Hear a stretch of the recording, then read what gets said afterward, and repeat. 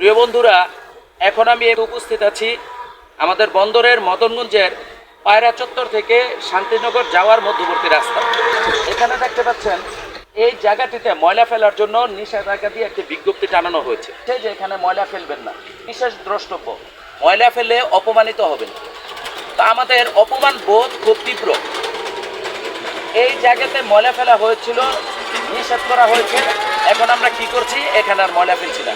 আসুন দেখাই আপনাদেরকে ঘটনা, আমাদের সচেতনতার নমুনা দেখাচ্ছি।